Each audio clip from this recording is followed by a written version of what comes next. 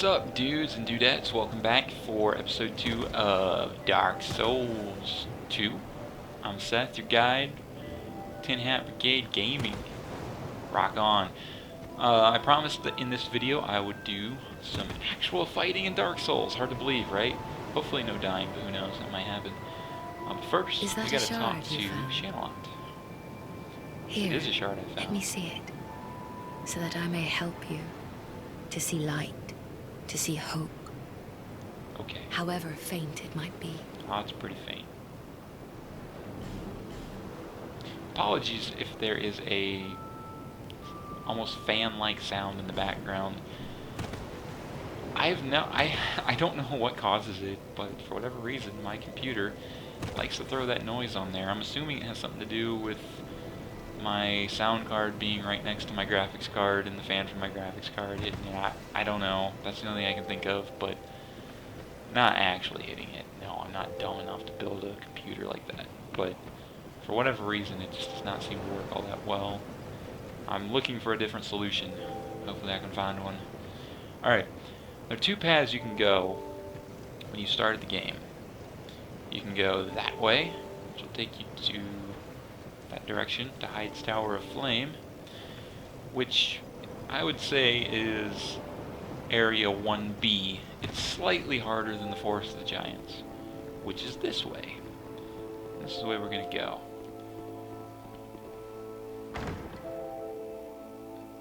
What's in the box? Rusted coin. Rusted coins boost your luck, which I believe is essentially just like boosting your item discovery. I believe. I'm not 100% positive on that. But I am wearing the merchant hat, so my item discovery is already boosted. Come on. Open. Alright, there we go. That guy was waving to me, I think. What a nice guy. Alright. I have actually died here quite a few times by being dumb and just running off the edge. But I'm not doing it this time. Human effigy. Okay. You can actually make that jump over there. I'm not going to because I forgot to check something before I started. But let me check right here. Okay. Jump controls B. Good. Let's go over here to key bindings. Alright. Key binding should be fine. I just wanted to make sure sometimes when you first start Dark Souls 2, for whatever reason, jump controls are bound to the left stick of your controller if you're using a controller. That is just a terrible place for it, and I had to make sure that it had not been changed. Alright, we're going over this way though. Because it's the same place we just were, just much safer. There are also a few auto lock-on buttons. Auto block, I believe, is one of them. Auto walk is one of them. That are done by hitting keys on your keyboard. If you see weird-looking symbols under your health bar, it's probably those. So just keep that in mind if you can't figure out what's going on. Because this guy's not going to turn around, so we'll just go ahead and end his life. These are the first enemies. Well, these aren't the first enemies of the game, if you did the tutorial. These are the first meaningful enemies, because they can actually hurt you. The tutorial enemies are really weak. That's not the general strength of enemies in the game.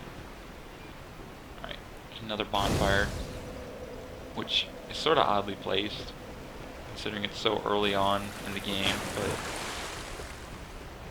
I think they wanted to do that for new players, so that they had something to do.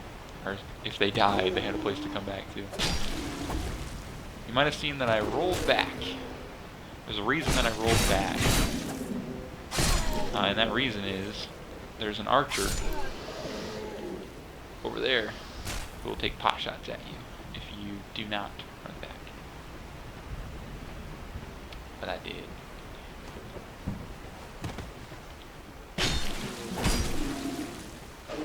Ooh, that was close. Ah, what?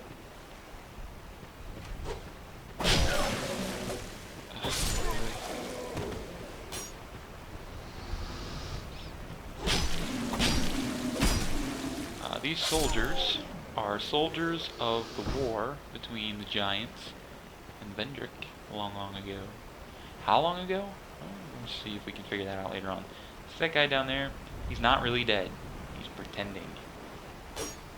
Okay. That's one way you can do that, I guess. Now he's dead.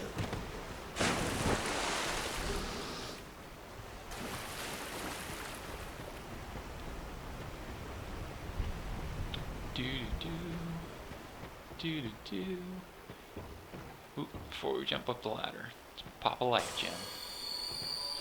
3 enemies up here that can quickly turn into 4 if you're not careful. They can turn into 5 if you're not careful. Oh, that would have been really bad. See, there's an archer taking pot shots up there. And I have a pretty crappy starting weapon here with the dagger. Dagger is not a good weapon. Bandit knife. Bandit knife in the first game, I'm pretty sure was a pretty awesome weapon, if I remember correctly. And I thought that in Dark Souls 1, it scaled with dex. But in Dark Souls 2, it scales with strength, and not even very well, just slightly. So, I don't know what's up with that. It does cause bleeding damage, though. So, oh. I need 11 dex to use it? Whatever, I'll do what I want. Alright. This guy up here, before I get him, let's try not to get shot by arrows. Alright, this guy here is a Hyde Knight. Hyde Knights are cool guys from Hyde that have lived long after Hyde has fallen, likely undead themselves. They're not hostile. However, you can fight them, and they will drop pretty cool stuff. Their gear usually scales with faith. It's usually lightning infused, so if you're a faith character, trying to kill them and get some of their gear is not a terrible idea. No.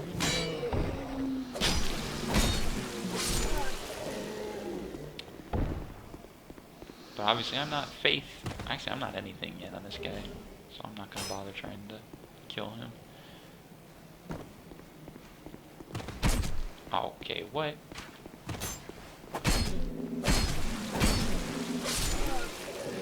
Alright. Let's pop a life gem just in case I miss. I don't want to die. Alright, I didn't miss. Yeah. Short sword. Short sword is a very good weapon, very good moveset.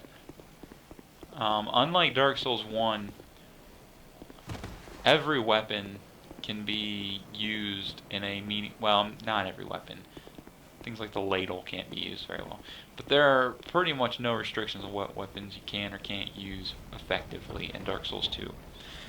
Now that's not saying there's not weapons that are better than others. There are. But you're not gimped if you use, say, a short sword over a rapier. You're just going to have different movesets, different damage types. You can make this jump here. Let's go for it. Oh, you can't make the jump if you do that. In case you're wondering, yes, the jump controls from Dark Souls 1 have returned. And no, they're not any better. Okay, well, they're maybe a little better, but they're still not good. They're still hilariously bad for a game that punishes you this much for making a single mistake. It is frustrating. There goes the no death run, and like I thought, it was to a really stupid death. Alright, you can make that jump, take my word for it. I'm not trying it again, because I don't feel like it. You can't make me. Because now I gotta run all the way through and kill these guys again.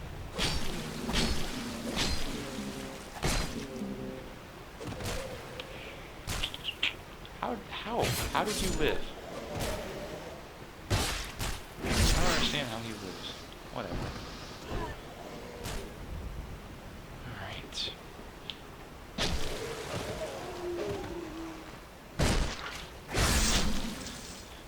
Alright. If you're a new player to the game, sorry, I guess I'm showing off some rolling skills there. I probably should be showing you how to beat them without doing crazy stuff. but I'm sorry, I was angry that I had to go back through. I'll slow down here. I've done the no death run already. I haven't done a no bon. Okay, well, he doesn't fight me apparently. I haven't done a no bonfire run because, quite honestly, it just sounds stupid. But eventually, I will, if for nothing else but the achievement.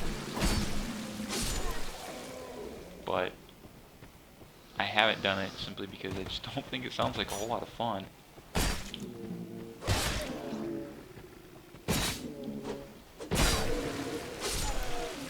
Alright, I guess I should run over here and get my souls again, huh? Early on, you need those souls. Gotta have those souls. If you do try to make the jump, your goal is about right where that sign is right there. And you just jump from about right here. You should be able to make it. If you're not, if your controller doesn't fail you like mine does. But mine failed me. Alright. Going through the fog. Actually the mist. This is actually the mist. We call it fog doors, but it's actually mist. And that, I never thought it had a lore reason, but there actually may be a lore reason for it. And we'll talk about that later on when we get a certain item. Alright, I have witching urns, so I'm gonna do this. Suck it! And that's just because there are two guys in the room here. Okay, how did he hit me? Yes, Dark Souls does have hitbox problems. It has major hitbox problems. Dark Souls 2 has probably the worst hitbox problems I've seen in a recent game. Granted, I don't play many hack and slash, but wow, there are some times in this game that I've just had to throw WTF up there. And that one we just saw was not even a bad one. That was pretty tame. Alright, let's pop in like Jim here. Be careful when you're fighting that guy. Those guys, those knights that look like that are deceptively fast. Come on, come down here and fight me. Pansy. Like that. Deceptively fast.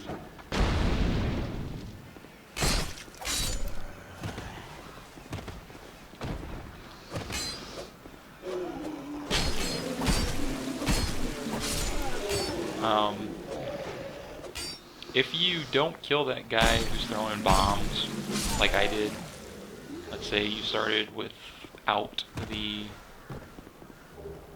Let's say you start without something ranged at this point. When you run up here, quickly run kind of like back in this area. He can still hit you back here, but it usually takes him 2 or 3 throws to get adjusted before he can, and by that time you should be able to kill the other 2 hollows and then take him out. Throwing knife. Nice. Here's where you get the buckler. Buckler Master Race. Actually, I hate the buckler. I think it's a stupid shield. But it's there for parrying, and I don't like the parrying in Dark Souls 2. I think it's pretty awful.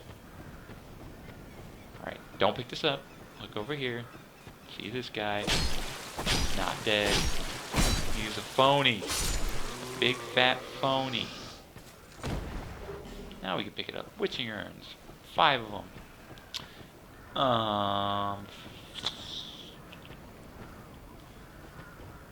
Let's open this. This is our second bonfire in Forest of the Giants. We're not going to talk to her quite yet. We're going to run back out here. Notice I didn't sit down. I don't want to respawn anybody yet. Right. We got guys all over the place out here.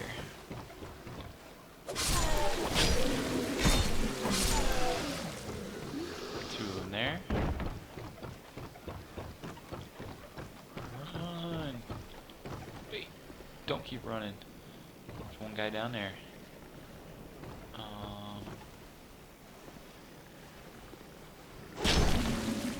Well, that didn't do much. That was not worth the price of admission. If you didn't know, hitting corpses in Dark Souls 2 degrades your weapon durability. By quite a bit, actually. Why do I say that? Because unlike Dark Souls 2 and Dark Souls 1, Dark Souls 2 will destroy your weapons pretty quickly. So quickly, in fact, that it is just annoying. So you're going to have to pay attention to weapon durability. My dagger's already pretty low. Now your durability gets reset when you rest at a bonfire. Resting at a bonfire does not repair broken weapons, but it does repair damaged weapons. I didn't do what I was hoping it would.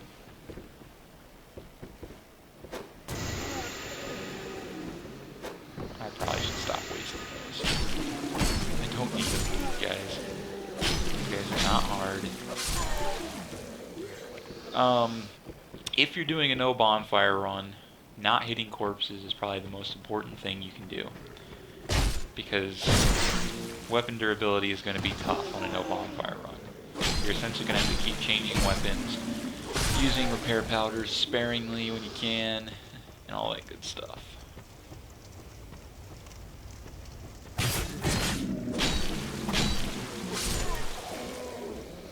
Alright, I think I got everybody down here. Yeah. Let's run over here, there's some life gems. You see that item up there, you can get that item, but not until much later in the game. Don't waste your time trying to figure it out. You can't get it yet. It's okay. It's not the end of the world. Alright, we're going to run in here, but watch what I do. I'm going to run about in here, and I'm going to run back out. Why? Because this guy and his buddy will drop down. They want to play. Oh no! Oh no! That's what I get for trying to use the left-hand weapon. Left-hand weapons are quite a bit weaker than your right-hand weapons. I don't know, maybe there are no left-handers in Dark Souls universe. Whatever the reason, it's quite a bit weaker. Alright. Everything's on fire. Why is that? Probably because that dude over there has been blowing stuff up. Alright. Watch closely. 2, 3, run up, open the door. Oh no, it's not fast enough. Oh, I just got inside. That was close. In here is the flame longsword. It's not a particularly powerful weapon, but early on it's useful because of its split damage. If you have all unupgraded weapons, it's going to be more powerful. I think it also scales with int. Yeah, I think int controls your pyromancy, fire and stuff. I think. We'll find that out later on. I don't remember for certain. I think it's int though.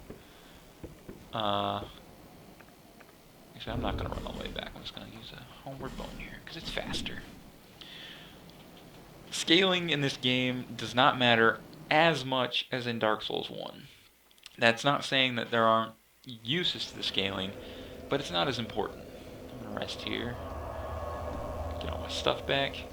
The more important thing in this is not so much the scaling as it is moveset and infusion and buffs.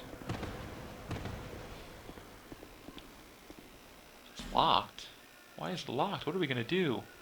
Show you what we're going to do. I'm going to bust it down. That actually, I believe, is the only way you can get in this door. And we do want to get in this door. Because there's cool stuff in here. Like a small leather shield. And repair powder. And a guy faking it.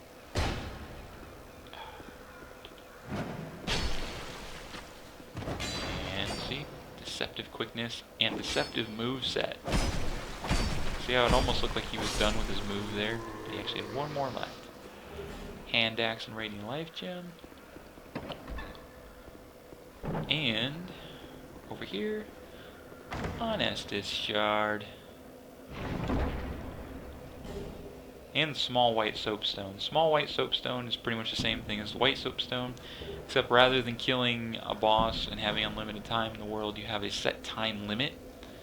And once you're done, you receive, I believe, souls, or maybe a smooth and silky stone. I don't know, I don't do much playing as a shade. You also do reduced damage, I should point out. Buy something, anything. Oh, come now, help an old woman and buy something. Alright, a couple things to note here. She's obviously undead. But what's strange to me, she sells the Castus club, which has an A scaling with strength. It's a good weapon if you're a strength user. And also, the starting gear that we have, if you don't start with the gear, you can buy it here. She also sells cool stuff, like Lockstone, which if you didn't start like we did with the, as the merchant, this will be the easiest place to get your first one. And I do recommend getting it early on, which we'll see why later on. She also sells Leningrass key. She's the one who stole his key and locked his door. I think it's kind of funny. I don't think she's like malicious or anything. She may have been in that place before as like her shop and just left. You can also buy Soul Arrow and Heal. We're not going to use either of those. She also sells Amber Herbs, which are spell restore items. If you are a caster, these are important. They restore all your spell, well, not all of them. Ambers restore a few. But magic is still very powerful in this game, but you also still run out pretty quickly. So you're going to want to use it. But we'll get a bunch of those later on in the game. We don't need them right now. Let's use our souls here, see how many we got. 7,200. That should be enough. Alright, we're going to go back to Majula. And that reason is because I think I'm going to play a Dex character here. Dark Souls 2 is awesome in the sense that you can pretty much play whatever you want. The Soul Vessels allow you to redo your spec whenever you feel like it. So it's not nearly as tough to come up with a build as it was in 1. So there's a short bow in here. I opened it up. I gotta rest over here at the bonfire before he comes back out. That said, I should point out, see all my starting attributes here? Those will always be there. Even if I use a soul vessel, those attributes remain. The only soul levels you can respec are the ones you have spent yourself. So keep that in mind. Oh, dude's like playing as Carhelion. Nice. Nice build. Alright, let's run back in here. I'm gonna be a Dex guy, I think. You, stand back. This is dangerous work. That's a lie. The name's Lenigrast. Just a simple blacksmith. And you are... You can see Lenigrast is hollowing. It's obviously not hollow yet. Traveler. Not roam around like you flirtatious vagabonds. Flirtatious vagabond. What does it matter? Go on, show me what you've got. Oh, that's actually a reference to his daughter. Well, equipment. Let me have a look. But do it quick. She's a vagabond, and he does not like it. She's also somewhat flirtatious. He sells 10 Titanite shards, which are good for your basic upgrades early on. And he sells rapiers. Let's get a rapier here. He also sells maces. Maces are really good. Most enemies in the game are weak to strike damage. So having a mace is a good starting weapon. I'll be around if you... I will make it back. Alright, what do we need to use our rapier? We need 12 dex. Let's see how much dex we can get here. To see light, however. Yes, I did find another shard. Here you go. Alright, did I get enough? Hopefully I got enough. Oh, just enough. Just enough dex. Awesome. It's gonna let me throw that on. And I have enough to use the small leather shield. No, the small leather shield's better than no shield, I guess. But it's not a very good shield. And I'm not sure what the least amount of strength you need for a 100% shield is. I believe it's 16 for the Drain Light shield. I don't know if there's a easier one than that. You again? Can't you see that I'm busy? Dude, you're not busy. What are you doing? I mean, seriously. I'll be around. Reinforcing your weapons and your armor is incredibly important in Dark Souls 2. You again? Can't you In see fact, that I'm that's busy? probably the best way to gain damage in Dark Souls 2, is to reinforce your weapon. Let's talk to me. Drat. You're worse than my reckless daughter. Don't spend your whole life in transit, you hear? Don't tell me what to do. You'll need souls to repair and improve equipment. I know only of smithing, but souls have many other uses as well. I always wondered why you had to trade in Don't souls. waste your souls on useless trinkets. Think before you spend. At first I thought, well, it's just currency. Don't waste my time. I don't think it's currency anymore. Why? It goes back to the memory issue. I think that actually people want souls because it allows them to remember themselves. It's not about it being money so much as it is their way of keeping themselves sane. That's my opinion of it. Look, our alien dude's still there. He must not be doing much. Alright, let's go back here and keep going. We gotta talk to her a couple more times. If you exhaust her dialogue, she will go back to Majula after you defeat the first boss. So we want to do that. My name is Melentia. Melentia. You're It's a cool name. stranger to this land.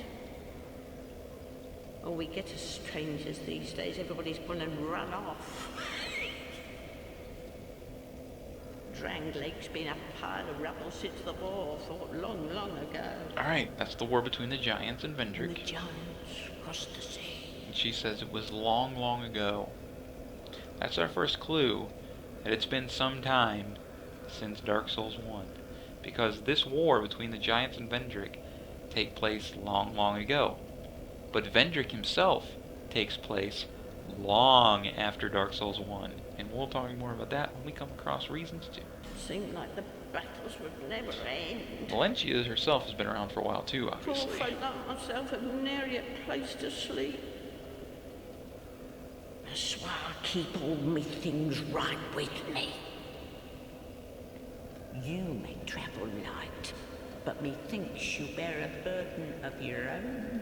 So true. So true. If I were to guess, I would say the giants in Vendrick's war were at least 100 years ago. My They guess. say these trees grew from the remains of the giants. From These trees? each carcass sprouted new life growing into what you see now. But you know what they also say? Don't believe what an old hag says. Melentia is probably not a reference, but an ode to the undead merchant from the first game. She has a lot of the same mannerisms. Somebody just dropped their sign. And says even a couple of the same lines. It's high time that I pick up a This is the news dialogue that we wanted. of a bargain for you next time we meet, my love. Lonely. Something also interesting about Melentia, look at her hands. You notice they're smoking. That kind of smoke usually implies dark. Why do I think that's interesting? Because I think she's been around. I don't think she's quite so nice, innocent, and naive. Over here is a shortcut. This wall right here can be blown up from the other side. I've heard it can also be blown up from this side. I've never done it. I've never actually seen it done, but I'm sure if you YouTube it, if it's possible, it's been done on YouTube, so. But we're gonna go down here and do things the old-fashioned way. Gotta go this way. That guy's coming down. We're gonna wait for him. Come on.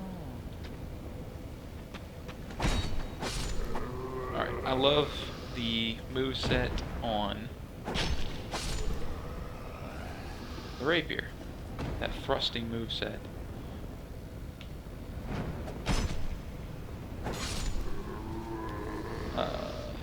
It's pretty powerful. If if you stick a guy like where you get most of your sword through him, it will do major damage. And there also are some items that modify that damage, which we will get later on. This door up here, I'm not going to go through this door because the area itself on New Game is fairly meaningless. However, later on, when we get the soldier key, if we wanted to, we could come back here and go through this door, and it will lead to a side area. The side area is mostly unimportant, but in New Game Plus, I believe, you can get the Onion Bro armor if you go through that area. It's actually kind of a difficult area, especially early on, but we're not going to go through simply because it's not meaningful. Nothing really drops there in New Game. So I ran up here right away. I don't actually want to go all the way up here. I just want to kill those guys, and also I want to get... Let's see... Looks like the guy... Oh, there he is. Let's see if we can... That guy right there comes running up to try to fight you. There's a lot of archers in the area out there, so getting rid of this guy kind of helps ease the flow into the area. Come on, come over here. Alright, I'm going to show you first. Did I get a firebomb? I did not. Alright, I didn't get a firebomb. So what I want to do... Come on. Alright, he didn't do it, but I gotta run away because the spear guy over here is gonna come after me. Alright, I'm gonna run back. If you have a firebomb, you can just throw your firebomb at these barrels. If you don't have a firebomb, you gotta get this guy to throw one at you. Come on. Oh, seriously, you suck.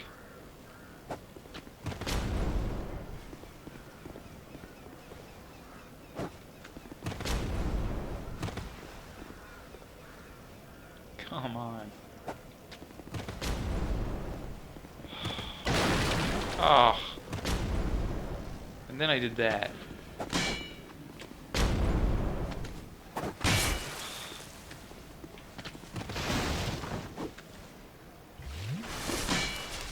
This is a load of suck right here. Alright. Come on, dude. Make a decent throw. There we go. I didn't roll away fast enough. Oh well. Alright, I don't want to go kill you because you just really annoy me. Or actually, well, we'll go up there in a second. Because there's a certain thing that happens that I want to be able to show you. First, we're going to go down here.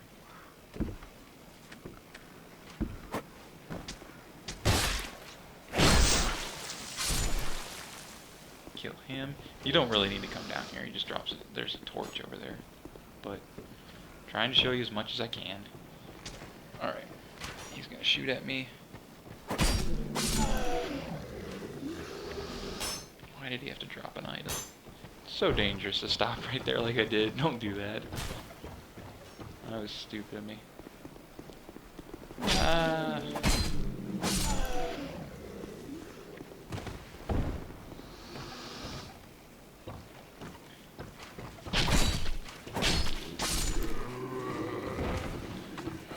Fight him.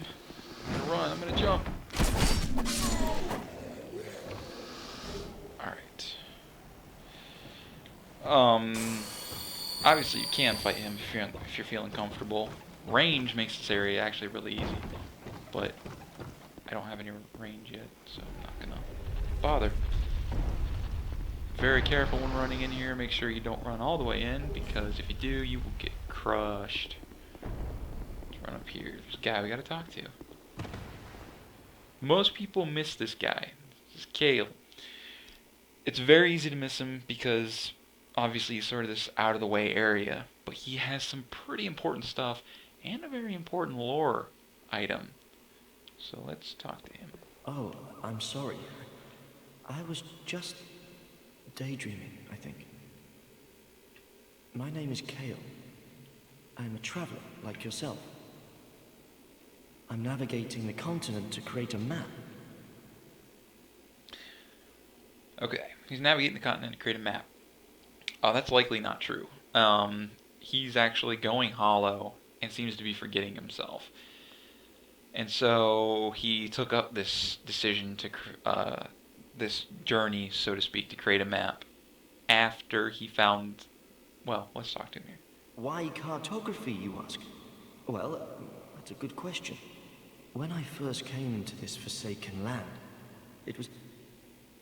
See, he can't really actually answer the question. A curse?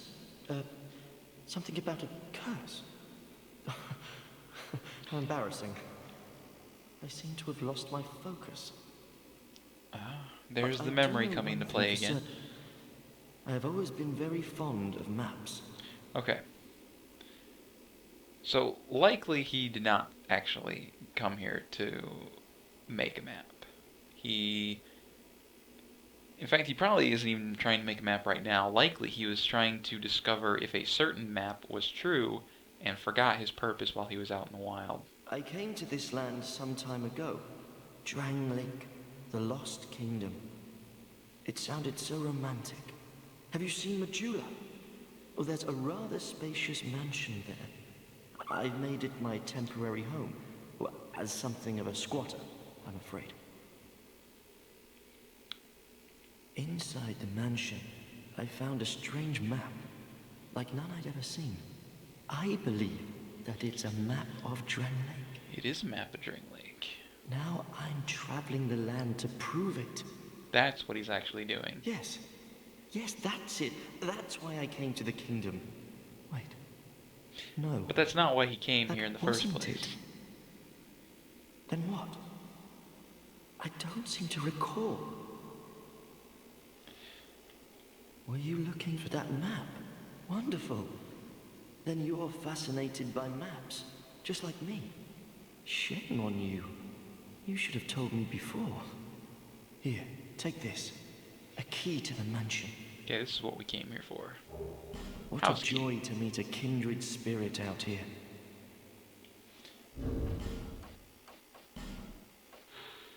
In the past, Majula served as a dumping ground for horrible things, but is now a gathering place for those with no better place to go. Interesting. Majula served as a dumping ground for horrible things. Sort of like a garbage dump, essentially. But now it's sort of the nexus of all that happens in this world. Incredible, really, isn't it? Such a map to be chiseled in stone. Oh, but one thing. I would not venture deep into the mansion. Now, I can't be certain, but I've heard disturbing noises. Something about it feels wrong. Just be careful, please. I'll try. Okay. Well, I'll be back in Majula soon. Perhaps we will meet again. And I don't know if I discuss need to get maps this at our leisure. dialogue to make him go back. I think he goes back after the dialogue before that. But I just want to make sure. Alright. Let us... Homeward Bone. There is, I think, one more Titanite shard in the area out there, but I'm not going for it. It's not that important. Okay. What's our time looking like? Alright, let's do this. Let's go back to Majula. We're going to use that house key, explore that area a little bit, and then we'll call it a video. Alright, here we are. Majula, the dumping ground of days past. You might notice that every building here seems pretty ramshackle. Like it was just built up pretty recently. Because I think it was built up pretty recently.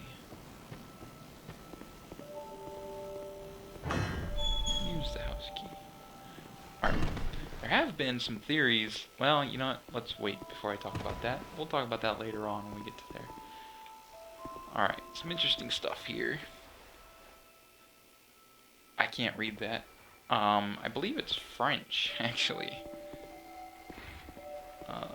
Some people looked at the art asset, and I believe it's actually French. But I don't remember what it says. There's a Pharos Lockstone. if you didn't buy one from the old Hag Valentia, or didn't start with one like I did, once you get the key, I suggest coming back here and picking that up, because you really should use it on an area that we will go to in a bit. Alright, let's go here first. This is the map he was referring to. This really is a map of Drangleic. Now, what its scale is, I don't know. It's hard to tell. But it really is a map. And Majula is either here or here, depending on the scale. I'm not sure what the scale is, so I don't really want to say. But it's in one of those two areas. Alright. Very careful when coming down here. I'm actually going to equip the witching herbs, because that'll make this easier. There's a skeleton here. This guy is no joke, okay?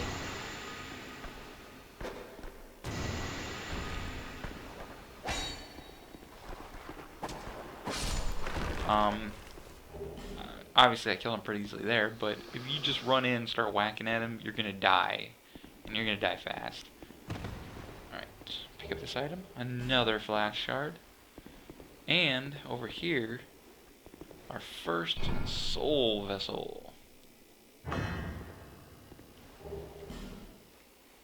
There's also another reason we wanted to come down here, though. Let's show you. Remember before when I said, in the last video, I said I don't think that the leveling up at the Emerald Herald is just a gameplay change. I think it's a lore change, too. Here's why. You see that? It's pretty much agreed upon that is the broken Lord vessel. Why is that important? Well, as you noticed, we can warp anywhere we want already when we start the game. We also can't level up at bonfires. This implies that something has changed in the world to the bonfires themselves. Whatever changed made it so that the bonfires could be warped between, and also made them unable to increase the power of the undead. That's important, because Vendrick was very much trying to get rid of the undead curse.